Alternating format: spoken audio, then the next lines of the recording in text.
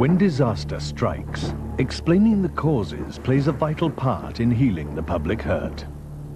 But sometimes, catastrophe defies any rational explanation. That was the story on February the 28th, 1975, in the peak of the London rush hour. It was the day when the name of a railway station became a byword for meaningless destruction.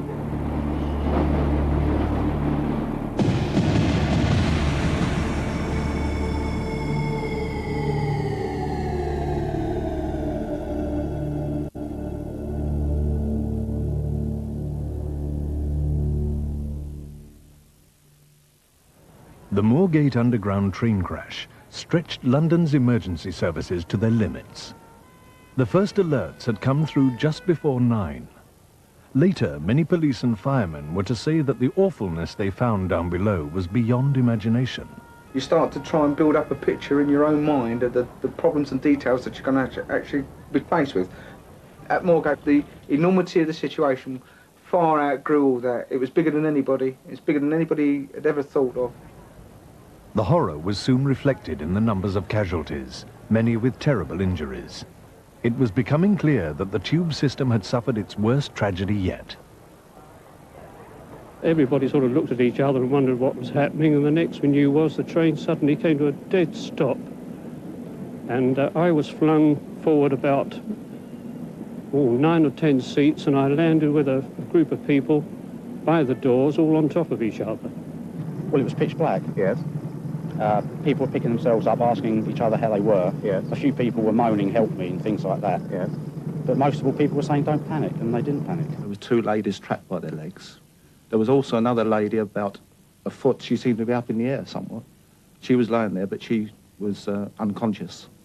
And then all of a sudden, somebody started talking, and there was a man, and he seemed to me to be pinned to the ceiling of the train, as if he was on a luggage rack. The force had, knocked him up there. The train had been Northern Line train 272, leaving Old Street Station before going to Moorgate, the end of the line. The driver was Leslie Newson, a quiet, unassuming family man in his 50s. About 800 metres from Moorgate, the train passed through signals at green. Normally, driver Newson slowed down at this point and coasted into Moorgate.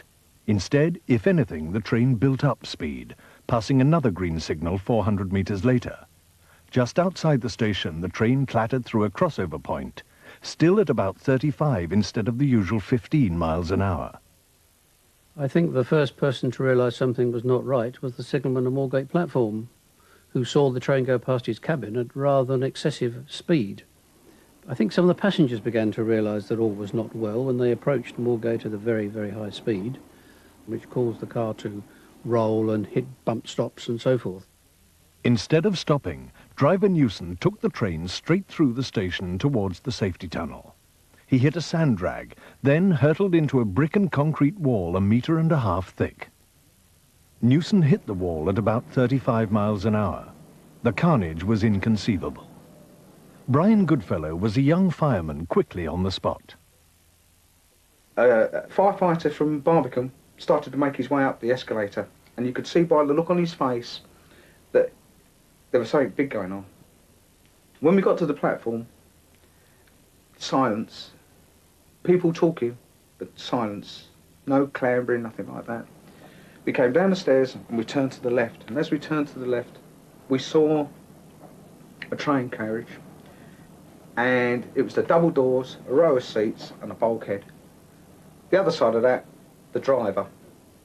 That's how we perceived it at that moment in time. Train at the buffers, that's what all we got told, train at the buffers. So we thought, front of the train, buffers are about 10 foot away. And then the word came back that we had 2 more carriages in there, 3 more carriages in there. And we still couldn't build this picture up of how long was this tunnel, where's the buffers? Then we got told, of course, it was a dead-end tunnel. The train was normally 6 cars in length, and when one got on the platform, clearly visible was 3 cars, the rear 3 cars, with the 4th car halfway in a tunnel. The other 2 cars were actually crumpled up within that tunnel, and bearing in mind the cars are each 52 foot long, and The first 3 cars was compacted into a distance of some 78 feet. The first car really bent into the shape of a V, with the front right up in the roof and the rear right up in the roof and the middle down on the track. The second car had ploughed underneath that raised rear of the first car. The third car was in fact very little damaged. Indeed, its leading end was crushed, but its rear end was almost normal. A makeshift medical unit joined the rescuers. The firemen had to clear away the bodies to get to the wounded. This involved crawling through the narrowest cracks amid thick dirt and suffocating dust. Over 4 long, hard days, the conditions steadily deteriorated. It was an appalling situation to have these coaches jammed into this circular tube with a blind end with a concrete wall at that end. The coaches were squashed up to something like half their original length, folded in effect, folded up, concertinaed. Certainly a major problem at Moorgate was the amount of heat that built up in the accident area. The only way the underground keeps its ventilation system is by having the trains moving and pushing the air and pulling the air through. So they kept the trains running. But when they did the hot cutting behind us, with a hot flame, it needs oxygen. So you had this convected current coming of hot air coming in, the oxygen being drawn out, and suddenly the temperature went up astronomical. And the actual breathability of the air went down to rock bottom.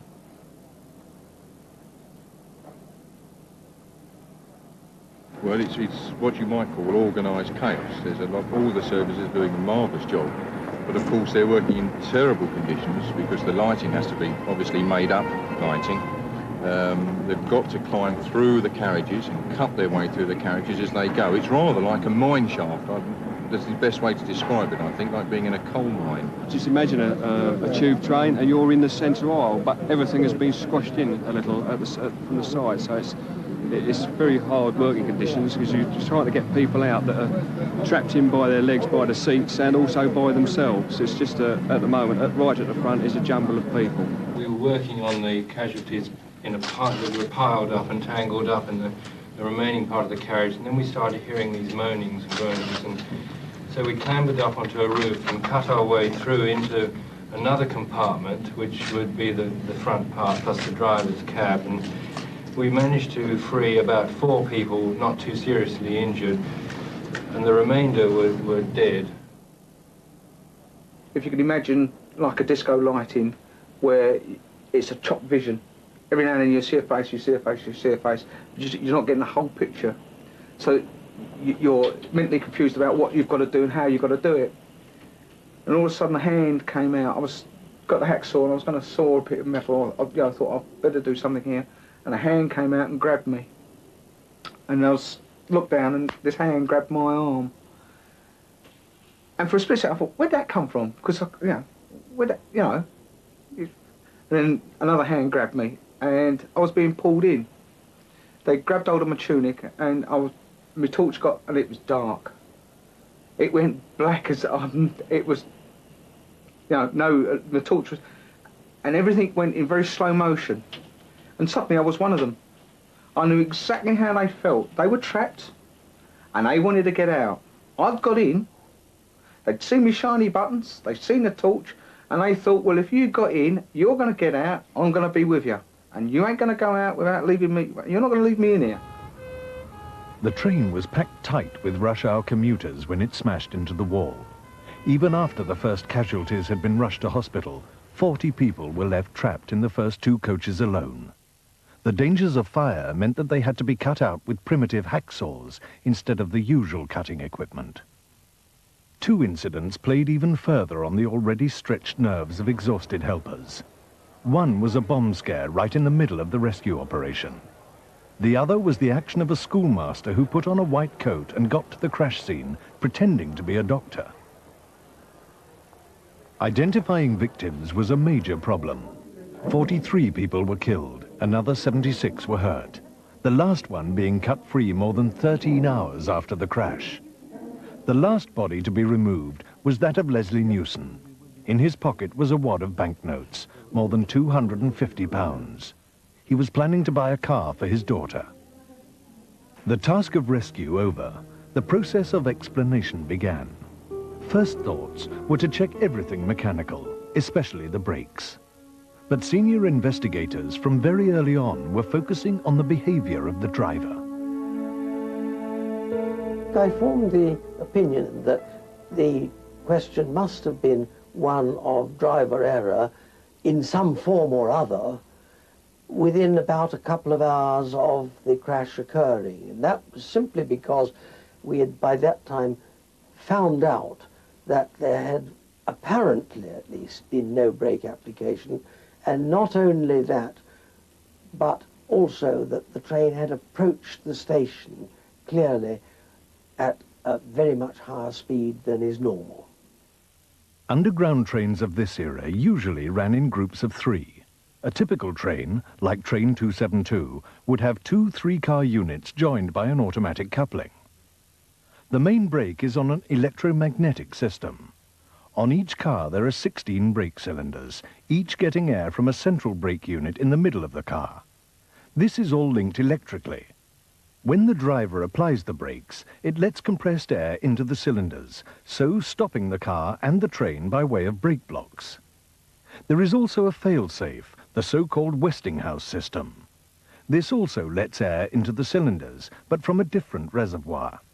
The system is triggered automatically by a number of possible causes. Perhaps the driver, a passenger pulling the emergency cord, or one of the various other emergency mechanisms. We looked at every single piece of brake equipment on the train.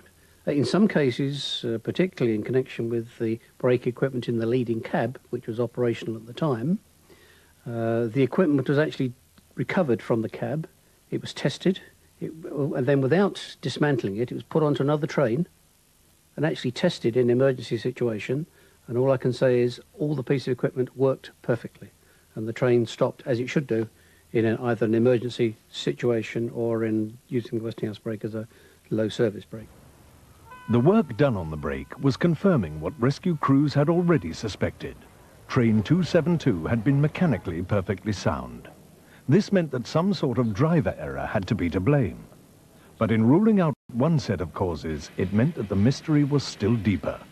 Could a happy, healthy man just drive a train at 35 miles an hour straight into a brick wall?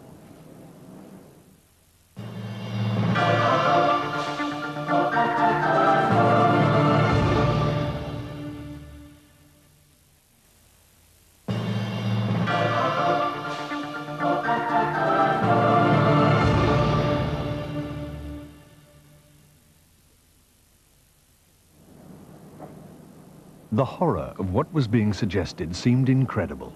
But the rescue men had to get at the driver's cab before investigators could fully get at the truth. The obvious way would be to get round the front, but that was impossible through the mass of tangled, distorted metal at the tunnel end. In fact, you couldn't get round the front because the front was crushed against the head wall of the train. So it wasn't until the Tuesday after the event until we could actually winch the vehicle back sufficiently to see into that cab. The driver was there still. His hands were on the brake and on the master controller, and what we were particularly able to see was the condition of all the controls and the various switches. One vital piece of evidence they were searching for was what's called the dead man's handle. If a driver had fallen asleep or was daydreaming, his hand should slip off the handle and the emergency Westinghouse brake would be operated. This handle here is the dead man's handle and is the master controller. In other words, it controls all the power on the train. If you ever lose pressure on this handle while you're running, it will shoot up like that and give you an emergency brake application and cut off the power. But when they found the dead man's handle, as with everything else, there seemed nothing wrong. So the first instant investigations had ruled out any electrical or mechanical cause for the Moorgate disaster. In the weeks to come, London transport experts sifted through every bit of evidence. There was no rational explanation of Leslie Newson's actions, but there was no indication of any other factor either. They had found nothing to change their first conclusions. Firstly, I think that we could find nothing radically wrong with any of the 6 brake equipments on the train, and we checked them all thoroughly. 1 or 2 had minor valves were leaking slightly, but nothing to cause the train performance to be affected in any shape or form. Secondly, that the control equipment in the cab was, in our view, in perfect working order. And thirdly, and probably the key one was, in our view, he had made no attempt whatsoever to apply the brakes. In fact, in our view, he was still motoring. The single most important detail of the investigation and the single most important finding of the investigation was that the camshaft on the first car had been wedged in an intermediate position. In fact, it was between notches 2 and 3. That showed that the train must have been motoring, in other words, under power, up to approximately 1.5 to 2.5 seconds before the impact. That really showed that no attempt had been made to switch the power off and apply the brake. Both official inquiry and inquest had to seek some other explanation. There had been alcohol found in driver Newson's blood. So had he been drunk? Dr. Roy Golding, a prominent poisons expert, spoke for the overwhelming body of medical opinion when he ruled this out. Newson had not been a known drinker, and the alcohol was almost certainly a chemical reaction in the body.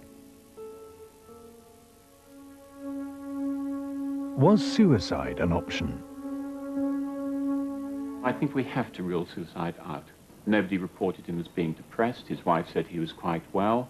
He had money in his pocket to buy his daughter a car. He even had commented to one of his friends that he didn't want too much milk used because he was going to have tea later on. So it looks as if he was looking forward. This would not have been just an ordinary suicide. It would have been an act of revenge against society at large. It could only have been undertaken by somebody who was nursing some terrible secret grudge and wanted to take as many other people to their deaths with him at the same time as he committed suicide. Now that of course, is a very, very unusual state of mind indeed, and there was no evidence of that at all. Inevitably, a few doubts still lingered, but the inquest supported neither drink or suicide as an explanation.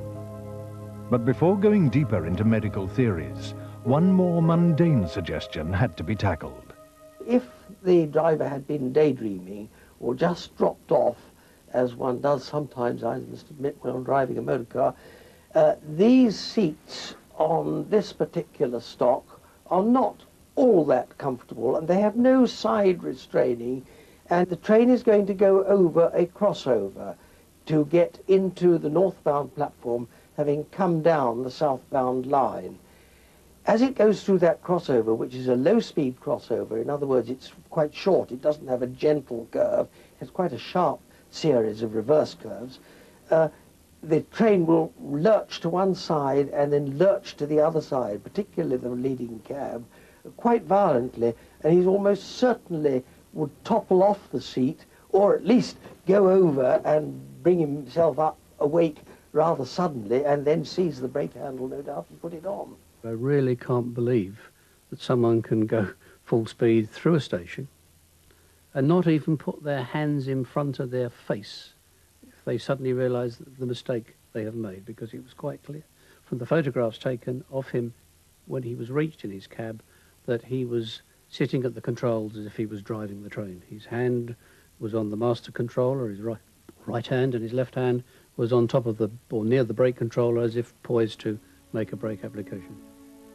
At the inquest, 2 medical explanations were raised. The 2 conditions mentioned in the inquest were transient global amnesia and akinetic mutism. Transient global amnesia is a condition of the brain in which the blood supply to that part of the brain which controls memory is cut off. This happens in the temporal lobe at the front of the brain. Now, I've had patients who, during such an attack, can maintain complex actions. For example, they can continue driving cars. So, although it is a remote possibility, I don't think it's a serious one. The other one was akinetic mutism. Akinetic mutism affects the whole brain. It's almost like an electrical storm inside someone's head. Now, I think neurologically this is just not a runner for this condition. I don't think it's possible. The most likely explanation of his behavior from my point of view, and remember that at this distance in time it's terribly difficult to second-guess the inquest, is I think he probably had a temporal lobe seizure. That is a condition when you get an epileptic fit passing through the temporal lobe of the brain. Now, in that, you retain body posture and you become quite out of touch.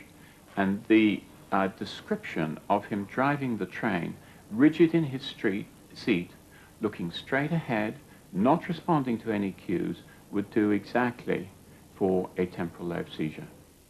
Presumably, there was some form of amnesia, unconsciousness, or something, but the doctors have been almost as divided in their opinions as to possibilities as we laymen. Today, the Moorgate line has been taken over by the main rail network. Managers like David Hindhoff have seen changes in the signalling and safety procedures, which should ensure there is never another Moorgate-type crash. The driver must now reduce the speed of the train to 20 miles an hour. And we now have to reduce the speed of the train to 10 miles an hour. From here all the way to the end of the platform is a series of spaced out tripping devices that if the driver exceeds a speed of just over 10 miles an hour, the brakes will be applied. These tripping devices are timed and will only drop if the driver keeps his speed to 10 miles an hour. And we're now still approaching the down platform.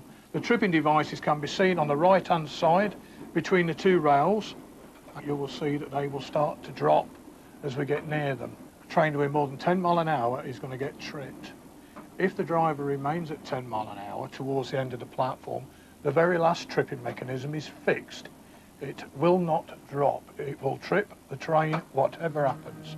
So, security today, but still no answer to what happened 22 or more years ago.